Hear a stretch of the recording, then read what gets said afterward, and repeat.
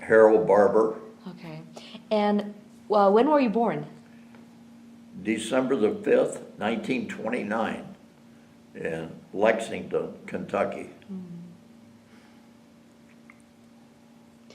And tell me a little bit about your family, your parents and your siblings. My father was born in England in 1893. He was 21 years old when he came to the United States, and in 1914. And then the First World War started. He joined the Army and fought for the U.S. in the U.S. Army through the war is over.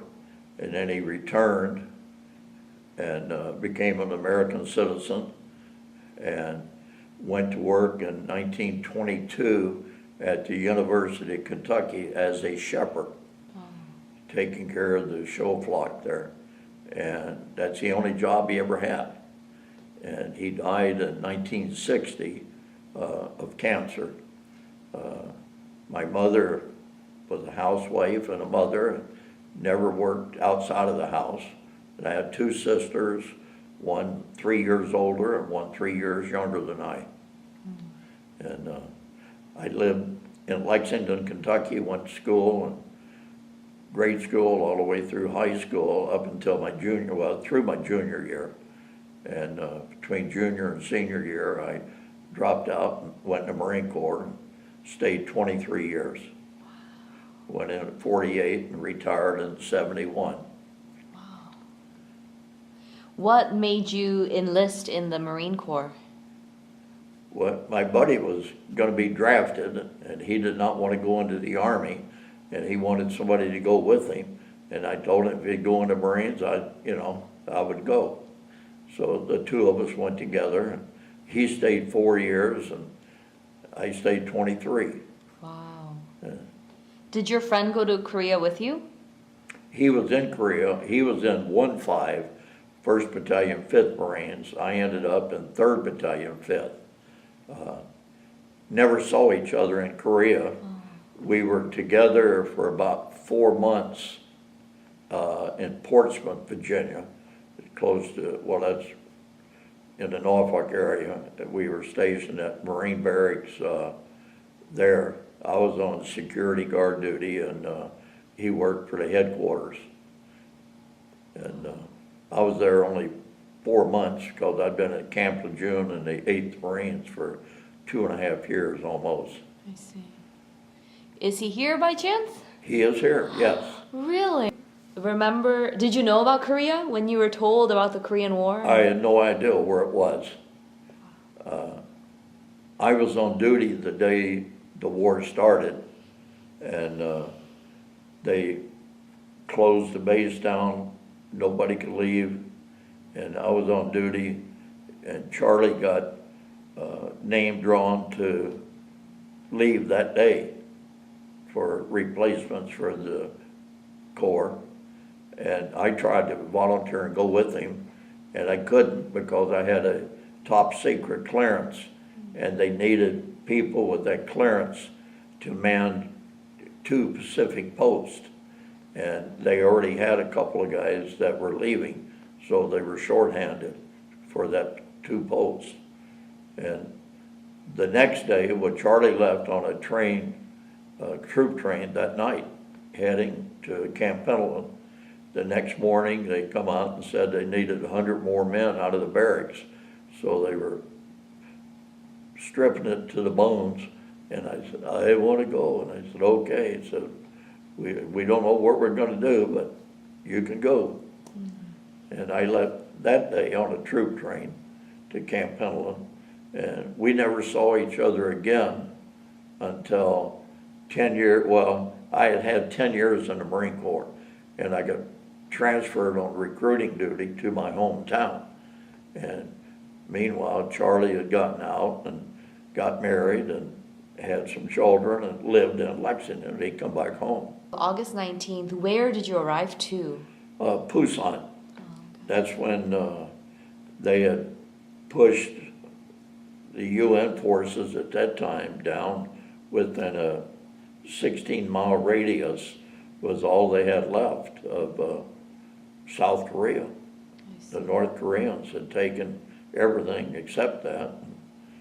So the Army was doing the best they could, and the South Korean forces were, but they just were not ready for such a powerful group of people that the communist North Koreans, backed by Russia, Yeah. wanted to take over the whole land, and they almost did. Right.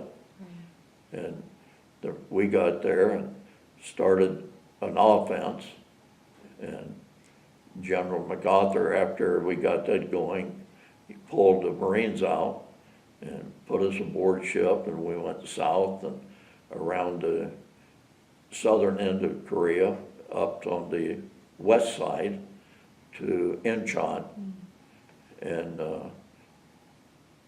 the 3rd Battalion, 5th, was selected to make the landing there. And our company, platoon, I was in, like I say, George Company 3-5, and attached to the 3rd Platoon with the machine gun section there. And we were in what they called Boat Team 1-7, which was the first wave to hit the beach on Womido Island the morning before the Incheon landing. I see. The Yeah. morning before. So I know Incheon was September 15th. Yes, So September we hit 14th. it that morning, Oh, okay. and the Incheon landing was later that afternoon and early evening. They had to wait till the tide went in and out, and so they had to hit it, Incheon itself, during a high tide, because they had to climb out of their boats and go up over the walls and ladders, where we just hit the beach and went in, and Security Island. And again, the right guide for our platoon, World War II man, he pulled a flag out of his jacket he had in there and climbed a tree and had a stick with him or a branch, tied the flag to it and put it up in the tree. As it's ours now, this island is ours, we had it secure. And later, reading books and so forth, I understand that MacArthur out at sea was told, or he could see through binoculars, that he saw the flag on Womido, and he said, "It's ours, I'm going ashore." And later in the afternoon, we were alerted that General MacArthur was coming ashore. And I guess maybe an hour later, somebody kicked me on the back of my foot, because I was observing an area in Incheon that we were supposed to be shooting at anything that come over there. So I was looking that way, but they kicked me in the back of the foot, and they said, "Be on the alert, MacArthur is on, he's already here." And I turned around, and he was standing within about 15 feet behind us.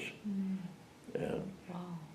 he had a man take our flag down, and he put one up in there. And so our right guy took our flag back, and I don't know where he put it before, but he put it back under his jacket. And then we spent the night on the island. The next morning, we took off with the rest of the company and the battalion across the Causeway with the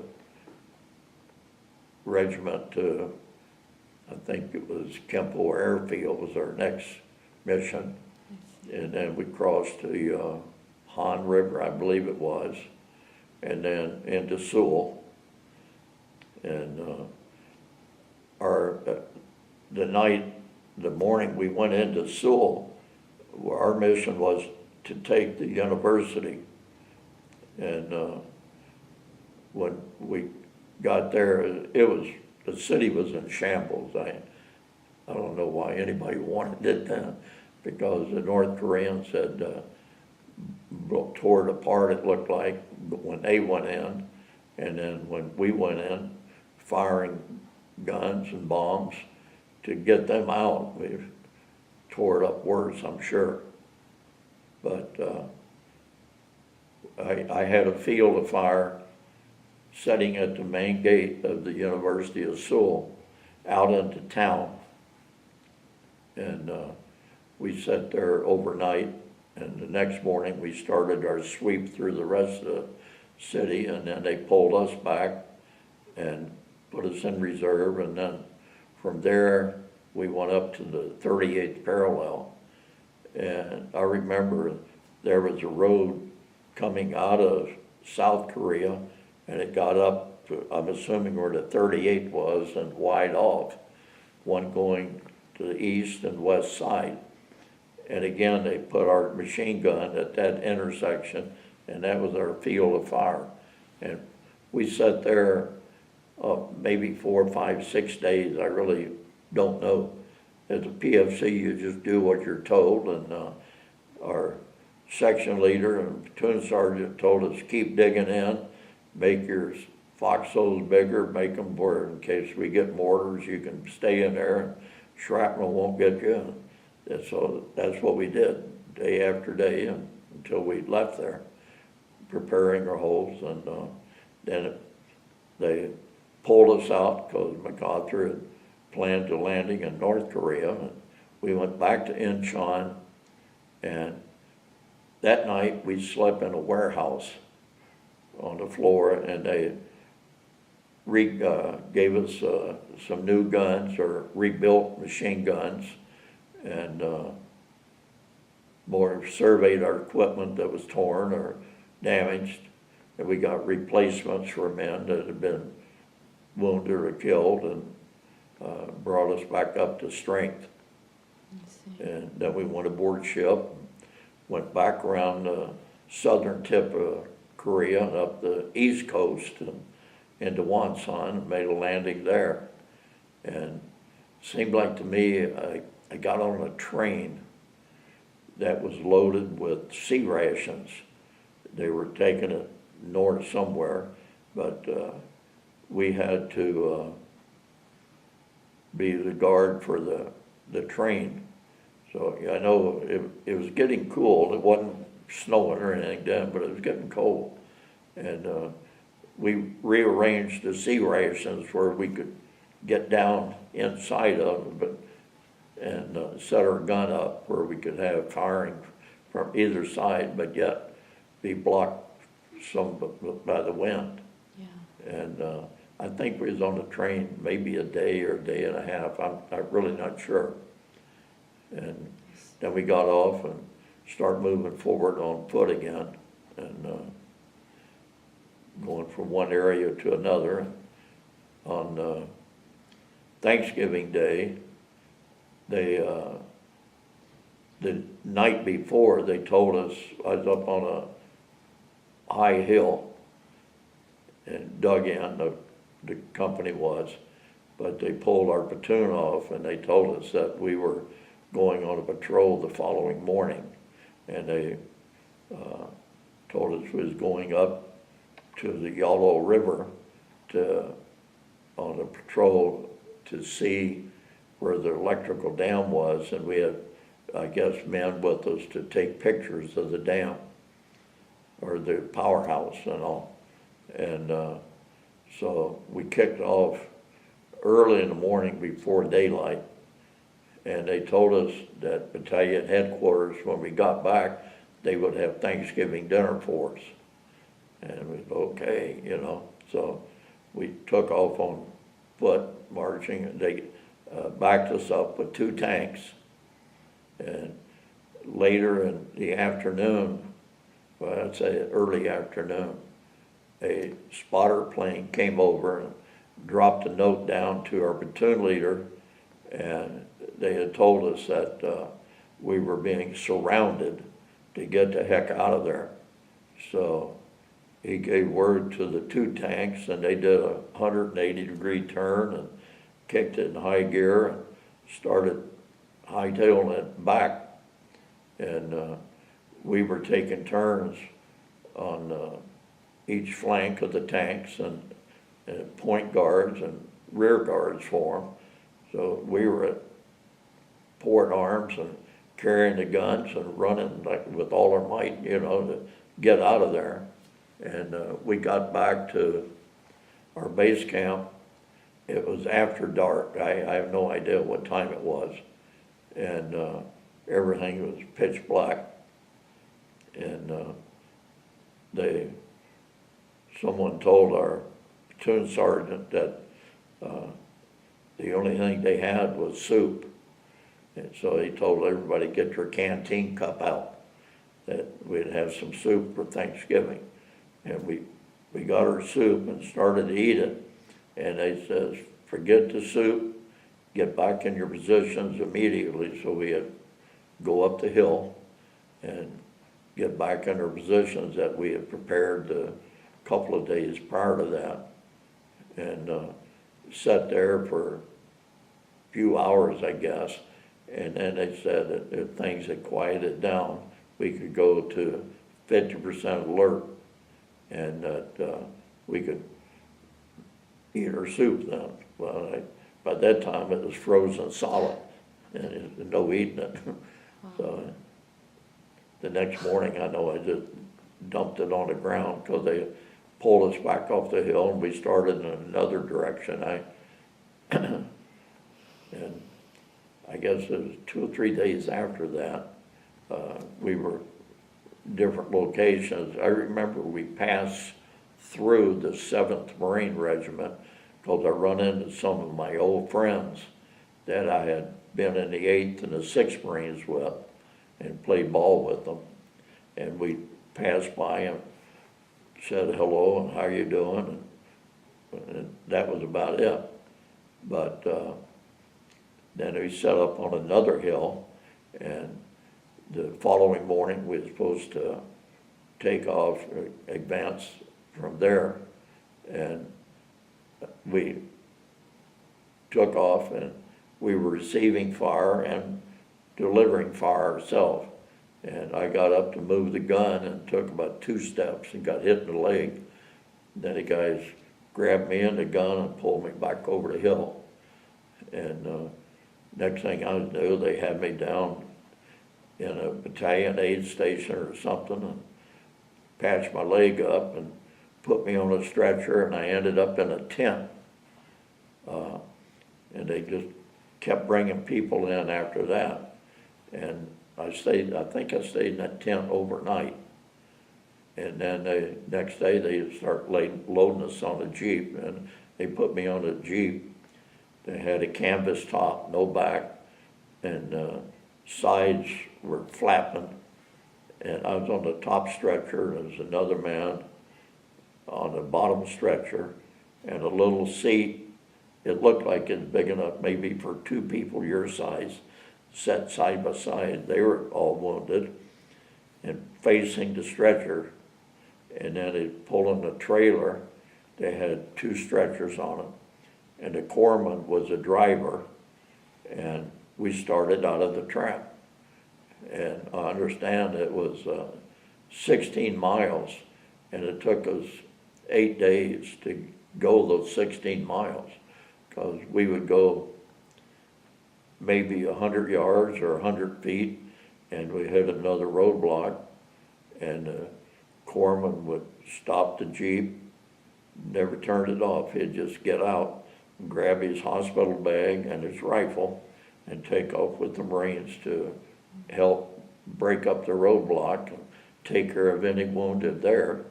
And then he would come back and check all of the 6 of us and give us a snowball to eat. And that's all we had for 8 days. But I don't know if it was 3 or 4 days in or 5, but he came back one time after a roadblock, and he had clear, or helped clear, and he gave us a Tootsie Roll, each of us, and it seemed like it was about 6, 7 inches long and about the diameter of a quarter. And he says, here, he said that these were found in an Army supply or something, and I had no idea where they came from or anything, but they were frozen solid, and you could probably stand them on cement and hit them with a sledgehammer, and they would probably crack the cement. Because that's all I had to eat for a total of 8 days. And stay awake day and night. The corpsman, I remember, he'd take his helmet off every now and then, and I asked him, because I was on the top stretcher and I could look over and see him, you know, and I would talk to him because I didn't want him to go to sleep while he was driving, and I don't know how the man did it. I really don't. But I asked him, I said, "What's your name?" And he said, "Just call me Doc Red." And I said, "Well, where are you from?" And he said, "Midwest." And that's all I know about him. And I've tried to find other people that may have known him, and never. He saved my life and the life of the other men. I'm assuming, you know, I don't even know who they were. But He said to call himself Doc Red? Doc. Doc Red. Yeah, the Navy corpsman, we call him Doc, or corpsman, you know. But he was my angel. Yeah. That the Lord has sent to take care of us. Yeah, sounds like it. The man drove that Jeep and fought just like the Marines at each and every roadblock, and went for 8 days, day and night. I mean, he didn't stop and sleep and anything, and I never saw him eat anything other than what he gave us, a snowball or something. And but Wow. on December the 5th, we reached Hageroo, the convoy did, at least my part of it that I was in.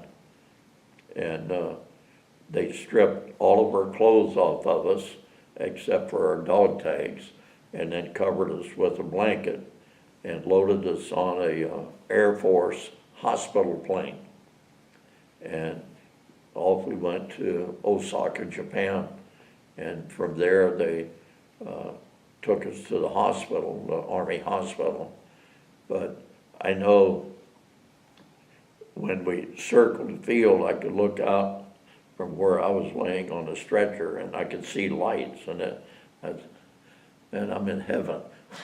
You know, Yeah. never seen any lights from August until then, you know. And I was warm in the aircraft. Nobody was shooting at me. And we landed, and they took us out, put us in an ambulance by the stretchers, and then into the terminal, and set all of the guys on stretchers side by side in the terminal.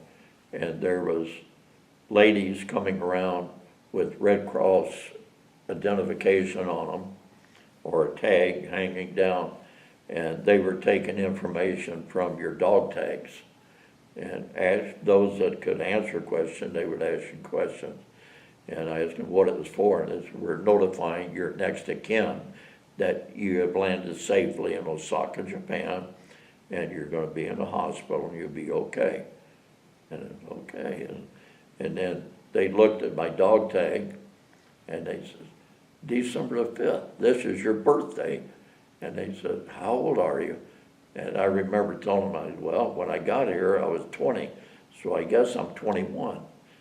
So they was all trying to raise me up to give me a birthday kiss, and I was laying like the day I was born with nothing on, you know, and I tried to cover up.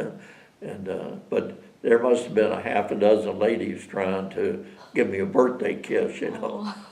And I remember they finally got us into the hospital there in Osaka, and cleaned us up, examined us, gave us some food, and I went to sleep, and I woke up 2 days later, and I was in a room by myself with the nurse sitting in a corner with full garb on, and her face and her gloves and a breathing mask and all.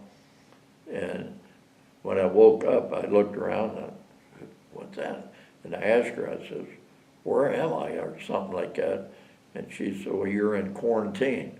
How do you feel?" And I said, "I'm hungry." And she said, "Really?" And I said, "Yes." So she called the doctor And he come in and all dressed up and this, and examined me, and he said, he's okay. Said he was just tired. And I found out I'd slept for 2 days. I had no idea how long I'd sleeping. But I know we were on the road for 8 days, and they were fighting through the trap. And then I stayed in Osaka, I think, for about a week, and then they transferred me to Kobe, another Army hospital, and I was there for about a week, or maybe 10 days, and then I got transferred to Yokosuka Naval Hospital, and I was there about a month, and then sent someplace else to be evaluated to see if I could go back to Korea or had to be sent home. And they told me I was classified as a B 120 plus. And I asked Corman, I said, what in the world is that? And he said, you're going stateside for 120 days rehabilitation or more. And I said, okay. And then maybe a half hour later, they asked all of us to come outside, and I was on crutches. I had no feeling in my left leg, but I could move around on crutches. And they asked for 100 volunteers to go back to Yokosuka for a period of not more than 10 days. They said there was a troop ship on its way that had 117-year-old Marines on it that could not go into combat. And they needed men in Korea immediately. And I said, I know, my buddy's there, Charlie's there. And I said, and my friends that I was with in George Company that survived and not knowing what was what. So I said, I'll go, if I can be of any help on crutches. And he said, yep, you can go. So they put us on a train, and I went back to Yokosuka, and we got there about 4 or 5 o'clock in the morning. It was before daylight.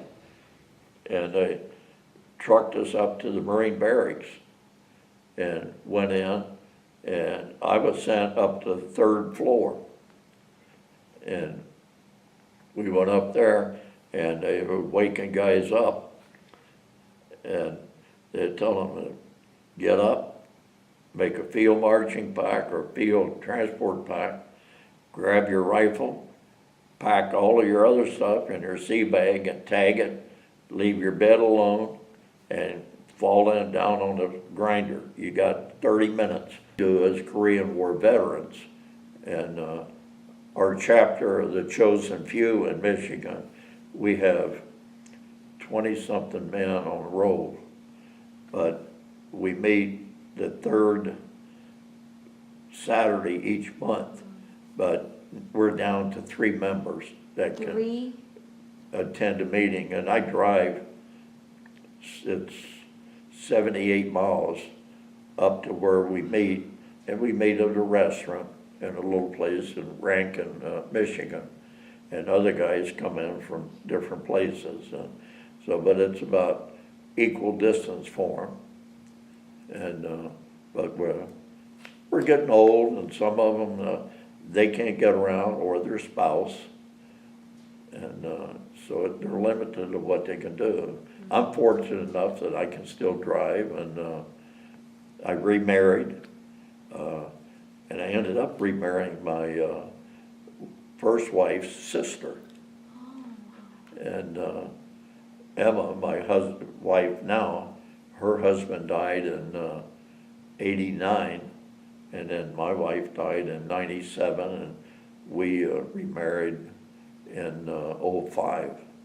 And matter of fact, I got an anniversary coming up next week. So, congratulations. but we'll still be, we'll be at 29 Palms then. Okay. So. Is she here too? Pardon? Is she also here? Oh yes, Okay. yeah. She has 3 daughters and a son, and I had 3 sons and a daughter, and all of our family know each other because I was their uncle from the time they were born, and she was my kids' aunts from the time they were born, so my old kids all call her Auntie Emma. And Yeah. so, What? Well, I'm out of I'm done with my questions.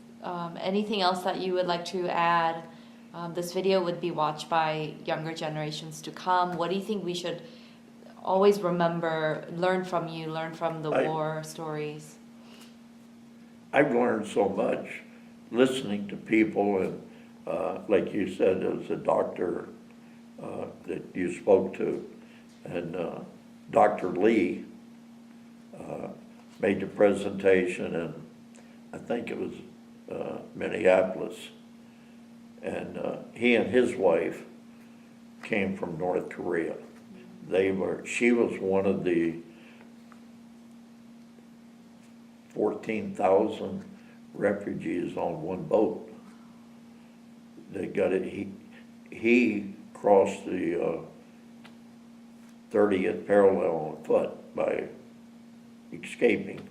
He became a medical doctor, lives in Cincinnati now, and listening to his story, I have gone to church in Michigan, and there's a group of Korean children that they came over to sing and perform. And the pastor there, they said he's equivalent to Billy Graham. If you know who I'm speaking of, they said that this pastor in Korea is their Billy Graham. And I spoke to him, and he gave me a watch in honor of me being in the Chosen. And matter of fact, I had a jacket on with the Chosen few on the back, and one of the directors of the children happened to see it, and he told them in Korean language, you know, and they were so grateful, you know, and all want to come up and touch you and hug you and everything, you know, and that's the way they are.